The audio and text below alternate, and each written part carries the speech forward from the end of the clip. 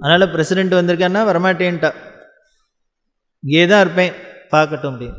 ஆனால் வேடிக்கை என்ன அப்படின்னா, அவள் இத்தனை நாள் வந்து ஒரு வாரமாக வந்து எல்லாம் பேஷண்ட்டுக்கு அப்பயே வேணும்னு சொல்லியிருக்கக்கூடாதோ, நான் எல்லாம் வேண்டாம் இங்கேயே வந்து பார்க்கட்டும்னு பேசாத இருந்துட்டோ கடைசியில் இப்படி ஆகிடுத்து. ஆனால் அவர் வந்து பார்த்தார், அவர் இதுக்கெல்லாம் இதுங்களை எனக்கு அதெல்லாம் ஒன்றும் இல்லை, இங்கேயே உட்காந்து பார்க்குறதே சந்தோஷமாக தான் இருக்குது. என்ன அவரை குடித்த மூட்டை பிடிச்சி என்னையும் கொஞ்சம் கடிக்க போகிறது, அதுவே பெரிய பாக்கியம். அவர் ஒன்றும் அழட்டிக்கல, அவர் கேஷுவலாக இருந்தார், பெரியவாள்கிட்ட தரிசனம் பண்ண ரொம்ப சந்தோஷம், எல்லாம் முடிஞ்சது. பெரியவாளோட ஃபோட்டோ எடுத்துக்கணும்னார். உடனே பெரியவா சொன்னால், என்னோட ஃபோட்டோ எடுக்கிறதுல என்ன பெருமை இருக்குது, வேண்டாம். அந்த பாடசாலையாக இருந்ததுனால இந்த பாடசாலை குழந்தைகள்லாம் வந்து ஒரு பிரசிடெண்ட் வந்திருக்கார் அப்படின்னா அந்த அமக்களம் நடக்கிறதுலே எல்லாம் வேடிக்கை பார்க்குறது. உடனே சொல்கிறா, இந்த குழந்தைகளோடலாம் அவரை ஃபோட்டோ எடுத்துக்க சொல்லும் அப்படின்னு. அந்த குழந்தைகளுக்கும் திருப்தியாக இருக்கும், குழந்தைகளோட எடுத்துக்கணும். உடனே அந்த பாடசாலைக்கு அழைச்சின்னு அந்த குழந்தைகளோட ஃபோட்டோ எடுத்துனே எல்லாம் பண்ணால் இவருக்கு ரொம்ப பிடிச்சிடுத்தோம் அந்த குழந்தைகளையும் அந்த பாடசாலையும். உடனே என்ன பண்ணார், இந்த பாடசாலைக்கு டொனேஷன் 1001 ரூபா ஒரு செக் எழுதி கையோடு கொடுத்துட்டு போனார். அவர் போயாச்சு. பெரியவா அப்புறம் கேட்டால், அந்த குழந்தைகளோட ஃபோட்டோ எடுத்துட்டாளா, எல்லாம் பண்ணார பண்ணான்னு. அப்புறம் இவாளே சொன்னான், அவருக்கு ரொம்ப பிடிச்சிடுத்து, அதனால் மடத்துக்கு இந்த பாடசாலைக்கு டொனேஷன் வேறு கொடுத்துட்டு போனேன். என்னது அப்படியா அப்படின்னு. எவ்வளவு கொடுத்தாருன்னு. 1001 ரூபாய்க்கு செக்கு அப்படின்னு. இவாள்லாம் குஷு குஷுன்னு பேசியிருந்தா. வரேன், பிரசிடென்ட் ஆஃப் இந்தியா வருதுன்னு அப்போ 1001 ரூபா தான் ஃபில்அப் பண்ண வருது பார், நன்னா கொடுக்கக்கூடாதோ அப்படின்னு இவா ஏதோ சாதாரணமாக நினச்சி, அதனால தான் இவர் வேணும்னு கேட்குறார். உடனே சொன்னா, அப்படியா கொடுத்தாரா, நீ என்ன பண்ணு, நம்ம ஊர் தினமலர், மாலை மனசு, தினத்தந்தி மாதிரி ஒரு அங்கே மராட்டி பத்திரிக்கை பிரபலம், அதை சொல்லி அதுலேருந்து ஆளை அழிச்சுன்னு வந்து இந்த ஃபோட்டோ காப்பி அதில் கொடுத்து நாளைக்கு நியூஸ் பேப்பரில் இந்த பாடசாலை பசங்களோட இந்த பிரசிடெண்ட் இருந்ததையும் நியூஸாக வரணும், அதில் முக்கியமாக வரணும், இவர் 1001 ரூபா இந்த பாடசாலைக்கு டொனேட் பண்ணினாருங்கிறதையும் போடணும்னா. இவெல்லாம் பார்த்தா என்னைய அது 1001 ரூபா தான் கொடுத்துருக்காருன்னு ரொம்ப என்னமோ மட்டமாக நினச்சா, இவர் அதை தான் பெருசாக பத்திரிகையில் வரணுங்கிறார். இவர் புரிஞ்சிக்கவே முடியல. காரணம் சொல்கிறா, இல்லை இது என்ன பெரிய விஷயமா இதை போடணுமானே, இதான் பெரிய விஷயம் போடணும். ஏன் அப்படின்னார். அவர் 1000 ரூபா கொடுத்தாரா, 100 ரூபா கொடுத்தாரா, 1,00,000 ரூபா கொடுத்தாராங்கிறது அங்கே விஷயம் இல்லை. ஒரு பிரசிடெண்ட் ஆஃப் இந்தியா, நாட்டுக்கு தலைவர், ஒரு அரசியல் தலைவர் நமது வேத பாடசாலைக்கு டொனேட் பண்ணியிருக்காருன்னு ஹிஸ்ட்ரியில் ரெக்கார்ட் ஆகணும். ஏன் அப்படின்னார். எல்லாரும் செக்குலர் ஸ்டேட்டு, செக்குலர் அப்படின்னு செக்குலரிசம்னு என்ன பண்ணுறான்னார், ஏதோ மத தீட்டு ஒட்டினோடுன்னு பயந்துன்னு போகிறா. ஆனால் செக்குலரிசம் அது இல்லை. எல்லா மத சம்பந்தமே இல்லாத இருக்கிறதுக்கு பேர் செக்குலரிசம் இல்லை. எல்லா மதத்தோடையும் சம்பந்தம் இருக்கிறது தான், ஈக்குவலாக வச்சுக்கிறது தான் செக்குலரிசம். ஆனால் இங்கே நேர் ஆப்போசிட்டாக அர்த்தம். அப்படி இருக்கிற பயப்படுற ஒரு நாட்டில் ஒரு அரசியல்வாதி, ஒரு பதவியில் இருக்கிறவர், ஒரு இந்து மதத்தை சேர்ந்த வேத பாடசாலைக்கு டொனேட் பண்ணியிருக்காருங்கிறது ரெக்கார்ட் ஆகிடுதுன்னா, இனிமே நாளைக்கு வரவா யாராக இருந்தாலும் இதை ஒரு பிரசிடெண்ட்டாக வச்சுட்டு டொனேட் பண்ணுறதுக்கு சௌரியமாக இருக்கும். இதெல்லாம் பூனைக்கு யார் மணி கட்டுறதுங்கிறப்பதான் இவர் கட்டிட்டு போயிட்டார், அவ்வளோதான். இதையே நம்ம யூஸ் பண்ணிட்டுட்டோம். இதை வச்சுட்டு ஏன் அந்த பிரசிடெண்ட்டு கொடுக்கலான்னு இந்த பிரைம் மினிஸ்டர் கொடுக்கக்கூடாதா, இந்த பிரசிடெண்ட் கொடுக்கக்கூடாது, இந்த சிஎம் கொடுக்கக்கூடாதான்னு கேட்கலாம். அவளுக்கு ஒரு தைரியம் வந்துடும், தாராளமாக கொடுக்கலாம்.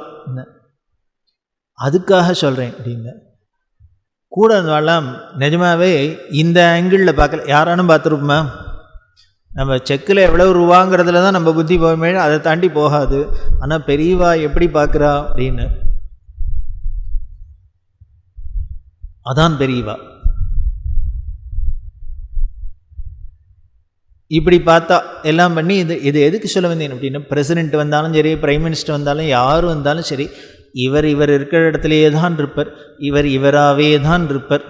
ஒன்றும் இல்லை, யாரானும் நமக்கு தெரிஞ்சவா வரப்போறா, பெரிய மனுஷா வீட்டுக்கு வரானாலே உடனே நம்ம ட்ரெஸ் எல்லாம் மாற்றிட்டு அத்தை பண்ணிட்டு இத்தை பண்ணிவிட்டு ஒரே கலையபுரமாக இருக்கிற வீடு அன்றைக்கானும் கொஞ்சம் நீட்டு பண்ணி, எவ்வளவு நம்ம ஆர்டிஃபிஷியலாக நம்ம ஏதோ மாற்றிக்கிறோம்.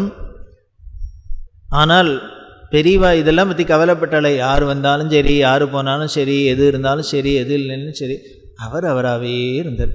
அதனால தான் உலகமே அங்கே மயங்கி போய் விழுந்ததுக்கு காரணம், எல்லாருக்கும் பிரமிச்சுன்னு போனதுக்கு காரணம் என்னென்ன, அவர் மட்டும் கொஞ்சம் ஆர்டிஃபிஷியலாக ஏதானும் பண்ணியிருந்தாருன்னா, உலகத்துக்காக ஏதானும் ஒன்று பண்ணியிருந்தாருன்னு நிச்சயம் இவ்வளவு பேர் அவர்கிட்ட மனசை பறி கொடுத்துருக்க மாட்டார். அவராகவே இருந்தார், எதுக்காகவும் மாறலை. இதுதான் நாம இருக்கிறது தான் நமக்கு பெரிய கஷ்டமாக இருக்குது.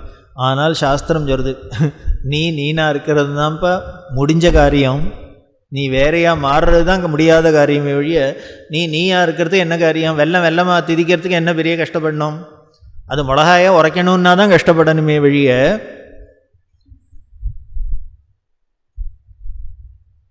அதான் அங்கே விஷயம்.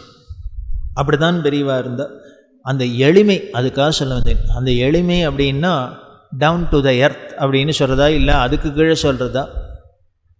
அப்படி இவர் இருந்ததே எல்லாரையும் அட்ராக்ட் பண்ணுறாப்புல இருந்தது, எல்லாரும் இவரை தேடிண்டு வராப்புல இருந்தது. அதுவும் சில இடங்கள்லாம் பார்த்தீங்கன்னா ரிமோட் ஏரியா, ரொம்ப உள்ளுக்குள்ளே போயிட்டு வரத்துக்குள்ளே பிராணம் போயிடும். அப்படி ஒரு இடம். யாரோ ஒருத்தர் வாட்ஸ்அப்பில் போட்டுருந்தார், பார்த்தேன். பெரியவா மகாகாங்கிற இடத்துல இருக்கிறதே போய் பார்க்க போயிருந்தேன். ராத்திரி வேறு ஒன்றும் இல்லை, யாரோ 2 பேர் உட்காந்துருந்தா, ஒருத்தரும் பேசலை, அவள் 2 பேரும் பேசலை, பெரியவாளும் பேசலை, உட்காந்துருந்தா மணிக்கணக்கா. அப்புறம் பக்கத்தில் இருந்த ஒரு இடத்துல எங்களுக்கு சாப்பாடு வச்சா அவரோடைய தான் சாப்பிட்டோம். அதுக்கப்புறம் தான் யாருன்னு தெரிஞ்சது அப்படின்னார். ராமகிருஷ்ண ஹெக்டேயும் தேவகவுடாவும் வந்திருந்தா.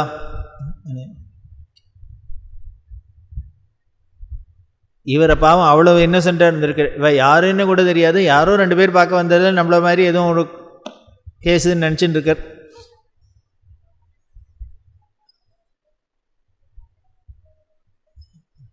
என்ன அப்படி கண்டா அப்படின்னு, கண்டறியாதன கண்டேன். அப்பர் சுவாமிகள் சொல்கிறார், என்ன அப்படின்னார், எல்லாருக்கும் தான்ப்பா கால் இருக்கு, எல்லா காலையும் பார்க்கலாம், ஆனால் என் பரமேஸ்வரனோட பாதம் என்னென்ன கண்டேன், அவர் திருப்பாதம் கண்டறியாதன கண்டேன். முன்ன பின்ன பார்த்தது கிடையாது. அப்படி அதுதான் பெரியவாழ்ட்டு அந்த எளிமை. அது மாதிரி இளையராஜா தன்னோட இன்டர்வியூவில் சொல்லியிருக்க, இதே மகாகாவில் தான் வந்து பார்த்தார். இந்த ஸ்ரீரங்கம் ராஜகோபுரம் கட்டணும் அப்படிங்கிறதுக்காக பெரியவா சொன்னதுக்காக அப்போ பேசுகிறதுக்கு வந்து, அப்போது அவர் சொல்கிற, அவன் பேசினாங்க என்னமோ 1-to-1 உட்காந்துன்னு பேசினோம். அன்றைக்கி ரொம்ப நேரம் பேசினோம், ஆனால் என்ன பேசணும்னு இப்போ புரியல. இதே தான் கவிஞர் கண்ணதாசனும் சொல்கிறார். மணிக்கணக்காக தேனம்பாக்கத்தில் பெரியவா பேசின்னு இருக்கா, எனக்கு மட்டும் இப்போ இருக்கிறாப்புல ஞாபக சக்தி புத்தி இருந்ததுன்னா அன்றைக்கி பெரியவா பேசின விஷயங்களை வச்சு பல புஸ்தகங்கள் எழுதியிருக்கலாம். என்னமோ தெரியல, அது நினைவுக்கு வரல. அப்படின்னா பிரமிக்க வச்சிரும். அப்படியே அந்த எளிமை, அந்த சிம்பிளிசிட்டி. அதாவது நம்ம எதிரே பார்த்துருக்க மாட்டோம், இவர் இப்படி தான் இருப்பார் அப்படின்னு. நாமளாகவே ஒரு கற்பனை பண்ணிட்டு இருப்போம். ஒரு சங்கராச்சாரியர் இவா அண்ணா இப்படி தான் இருக்கும், அப்படி தான் இருக்கும், உலகத்தை பார்த்து இவரும் இப்படி தானாக்கும் இருப்பார் அப்படின்னு நினச்சின்னு போனால் அங்கே நேர் ஆப்போசிட்டாக இருக்கும். ஆப்போசிட்டாக இருக்கிறது நம்ம எதிரே பார்க்காத அளவுக்கு இருக்கும். அப்படி தான் இருந்தால் அந்த எளிமை. இதைத்தான் எல்டர்ட்ட சொல்ற, அந்த எளிமை தான் முக்கியம். ஆனால் நமக்கு அந்த எளிமை தான் கஷ்டமாக இருக்குது. எடுத்தாலும் ஆடம்பரம், எல்லாத்துக்கும் ஆடம்பரம். அந்த ஆடம்பரத்தினால என்ன வந்துடுறது அப்படின்னார், நம்மளோட நிம்மதி கெட்டு போகிறது, நம்மளோட சந்தோஷம் கெட்டு போகிறது. அது வேண்டாம். அதனால் எளிமை தான் அவசியம். அதே போல் வாக்கு தவறாத நேர்மை. நேர்மைன்னு சொன்னால் போகாதோ, இல்லை வாக்கு தவறாதன்னு சொன்னால் போகாதோ, வாக்கு தவறாத நேர்மை. நமக்கு எப்படி நாமாவே இருக்கிறது சிம்பிளாக இருக்கிறது கஷ்டமாக இருக்கோ, அதை மாதிரி வாக்கு தவறாத நேர்மையாக இருக்கிறதும் ஒரு கஷ்டமான காரியமாக இருக்குது. எங்கே போனாலும் நம்ம ஏதோ அங்கங்கே ஃபால்ஸ் ப்ராமிஸ் கொடுத்துட்டு வந்துடும். பாவம் அவர் ஏதோ கல்யாணத்துக்கு பொண்ணு கல்யாணத்தை வச்சுட்டு வந்து சொன்னால் கவலையே படாதீங்க, நான் இருக்கேன், ஜாம்னு ஜமிச்சிடலாம், உங்களுக்கு என்ன கவலை அப்படின்ட்டு வந்திருப்பார். அப்புறம் பார்த்தாக்க கல்யாணத்துக்கு 1 மாதம் முன்னாலேருந்தே ஆள் காண மாட்டார். ஃபோன் பண்ணி கேட்டால் இல்லைன்னு சொல்லும். இல்லையோ சால்ஜாப் ஏதோ. ஏன் இதை பண்ணணும்? தெரியவா தான் கேட்குறா. உனக்கு உன்னோட கெப்பாசிட்டி என்னன்னு தெரியுமோ இல்லையோ, யாரானும் உங்கள்கிட்ட ஏதானு சொல்கிறது, நீ ஏன் எமோஷனலாக ஆகணும்? ஆஹா ஊஹூன்னு அவளுக்கு ப்ராமிஸ் கொடுக்கணும் வேண்டாமே. இதை பண்ணுவானே, அப்புறம் அதை பண்ண முடியாத போகிறதே அதுக்கு வேறு ஏதானு சொல்லுவானே, தேவையில்லை. அதனால என்ன பண்ணுனார், என்ன முடியுமோ அதை பண்ணுறது, அதை சொல்கிறது. நேர்மைனாலே என்ன, அதுதான் நேர்மை. நேர்மையோட லட்சணமே என்னன்னர், மனசில் என்ன தோன்றதோ அதுதான் வாயில் சொல்லணும், வாயில் என்ன சொல்கிறோமோ அதுதான் கையால் செய்யணும். மனம் மொழி மெய் அப்படின்னு சொல்லக்கூடிய மனசு வாக்கு காயம், அது 3 ஸ்ட்ரெயிட் லைனாக இருக்கணும், அதுதான் நேர்மை. அது இசிஜி மாதிரி அப்படி இருக்கக்கூடாது. மனசில் ஒன்று நினச்சிக்கிறது, வாயால் ஒன்று திருச்சி பேசுறது, கையால் ஒன்று மாற்றி பண்ணுறது, அது இல்லாத இருக்கணும். இதைத்தான் சொல்கிறா. இவர் வாக்கு தவறாத நேர்மையா அப்படின்னா, மகாகாங்கிற சொன்னேனே அந்த இடத்துல தான் இருந்தால். அங்கே ஒரு டாக்டர், அந்த டாக்டர் பெரியவாளை அப்போ தான் பார்த்தார், அந்த ஊருக்கு வந்ததுக்கு அப்புறம் தான். ஆனால் பெரியவாள்கிட்ட ரொம்ப பைத்தியமாகிட்டார். அங்கே சாதுர்மாசியம் பண்ணா, அதை முடிச்சுட்டு அந்த பௌர்ணமியில் விஸ்வரூப யாத்திரைன்னு கிளம்பணும். கிளம்ப போகிறா, இந்த டாக்டர் கிளம்பக்கூடாதுன்னு பெரியவாள்கிட்ட ஸ்ட்ரைக்கு. எப்படின்னர், எய்த்தாப்பில் வந்து ரோட்டில் உட்காந்து விட்டார். பெரியவா போகக்கூடாது. இந்த மராட்டிக்காராளுக்கு கன்னடக்காராளுக்கு ரொம்ப இந்த சென்டிமெண்ட்ஸ் என்னென்னா, பௌர்ணமி அன்னைக்கு தத்தாத்திரேயர் வீட்டுக்குள்ளே வரதா ஐதீகம். குரு வரதான் வரலாம், அன்றைக்கி வீட்டை விட்டு போகக்கூடாது. அப்படி இருக்கிறதே பௌர்ணமி அன்றைக்கி எங்கேயானு ஊரை விட்டு போவாளா? இத்தனை நாள் இருந்துட்டு போகக்கூடாதுன்னு அவர் ஆர்கியூ பண்ணிட்டு விடமாட்டேன் அப்படிங்கிற. பெரியவா சொன்ன ஆனை மட்டும் சொல்லி பார்த்தா கூட இருந்தவா, யோ இது விஸ்வரூப யாத்திரைன்னு இப்படி பண்ணிதாயே ஆகணும்னா கேட்கல, விடமாட்டேன் அப்படின்னு அழறார். அழிச்சாட்டியம் பண்ணுறார், போகக்கூடாதுங்கிறார். என்ன பண்ணுறதுன்னு தெரியல. பெரியவா உடனே என்ன பண்ணால் பஞ்சாங்கம் எடுத்துன்னு வந்து அதில் அன்றைக்கி டேட்டில் என்ன போட்டிருக்கு, விஸ்வரூப யாத்திரைன்னு போட்டிருக்கும், அவர்கிட்ட சொல்லுன்னா. இது வேறு வழி கிடையாது, இந்த சாதுர்மாசியம் பூர்த்தியாகி இன்றைக்கி எல்லை தாண்டியே ஆகணும் அப்படின்னு சாஸ்திரம். அப்படின்லாம் சொன்னதுக்கப்புறம் வேறு வழி இல்லை. அவர் தான் இவர் சாஸ்திரப்படி நடக்கிறவருங்க தான் தெரிஞ்சுட்டார், இத்தனை நாள் பார்த்துருக்காரு. இதை பஞ்சாங்கத்தை காமிச்சு சொன்னோன்னு அவர் அழுதர். உடனே அவரோட அந்த வருத்தத்தை பார்த்துட்டு பெரியவா சொன்னால், அவரை வருத்தப்பட சொல்லாத, இன்றைக்கி நான் போயே ஆகணும் எல்லை தாண்டி, அதனால் போகிறேன், அப்புறம் திரும்பி வரேன்னு சொல்லும் அப்படின்னு. அவருக்காக திரும்பி வரேன், இப்போ விட்டுற சொல்லும் அப்படின்னு. இந்த அஷ்யூரன்ஸுக்கு அப்புறம் அவர் சமாதானமாகி பெரியவா அந்த ஊரை விட்டு எல்லையை தாண்டி வந்தார். அதுக்கப்புறம் குல்பர்காங்கிற இடத்துக்கு வந்ததுக்கு முன்னால்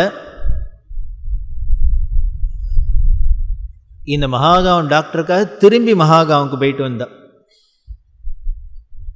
பெரியவாள்கிட்ட கைங்கமணி ஸ்ரீகண்டன் அவர் சொல்லு, இப்படி அவாவா எழுதுறதுக்கும் சிரிக்கிறதுக்காகவே இவர் முன்னே போனதும் வந்ததும் வந்துட்டான்னா என்ன ஆறுதுன்னு தெரில. வயசு என்ன, ரொம்ப குறைச்சல், 89 தான். ஏன் அப்படின்னார். சொன்ன வார்த்தை ராமர பெருமை சொல்கிறாரே தியாக பிரம்ம, ఒక మాట ఒక బాణము ఒక பத்னி விரதுடைய மனசா. ఒక మాట பேசினா ஒரே வார்த்தை தான், அதுக்கப்புறம் ஐ எம் சாரி தப்பாக சொல்லிட்டேன், இந்த பேச்சே கிடையாது. இதுதான் வாக்கு தவறாத நேர்மை. சொன்னால் சொன்னது, வரேன்னு சொன்னால் வரேன். அதுக்காக நம்ம கஷ்டப்படலாமா? என்ன பண்ணுறது? அவரோட அன்பு அப்படி கட்டி போட்டுது, நம்மளோட சாஸ்திரமோ இப்படி பண்ணி தான் நானும்னு சொல்கிறது.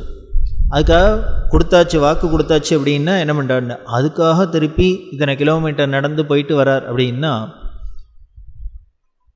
வாக்கு தவறாத நேர்மை அப்படின்னு. இவா எவ்வளவு இடத்துல எத்தனை சமயத்தில் இந்த சத்தியசந்தன் அப்படிங்கிறது அதான்.